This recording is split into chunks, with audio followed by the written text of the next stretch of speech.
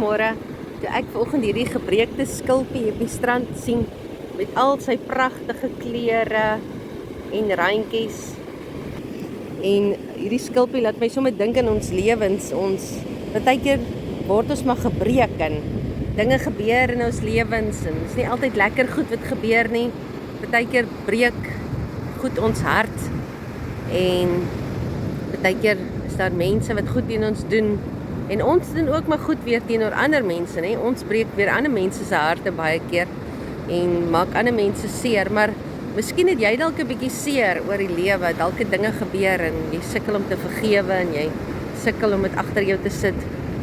En wil ek jou sommer bemoedig vanoggend om, soos wat hierdie skulpie nog steeds so mooi is, met sy gebreekte randjies en stikkende plekkies, bless hierdie skulpie my vanoggend, want hy's so mooi, nog steeds met al sy kleure, pragtige pink en pers, en aan die binnekant so mooi parelkleur wat hy het, maar is 'n gebreekte skulpie, maar hy's tog nog steeds so bittermooi.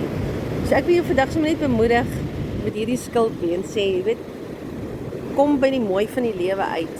Sit die dinge wat agter is, wat afgebreek het, die seer van die lewe, mense wat goed in jou gedoen het, gooi dit agter jou en kry dit agter jou, vergewe, spreek vry en beweeg aan.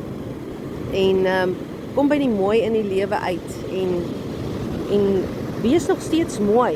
Wees 'n mooi mens, wees 'n lekker mens.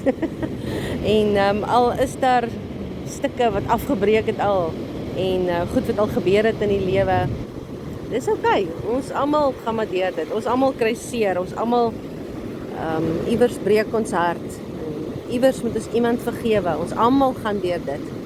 Op een of ander manier in ons lewe. Dis nooit lekker nie, maar ja, dis die realiteit. Dit gebeur. So, ek wil jou sommer vanoggend net bemoedig en jou sê dat jy moet spreek vry, kom oor die dinge van die verlede en wees nog steeds mooi. Sien die mooi in die lewe raak en wees vir iemand anders 'n seën vandag.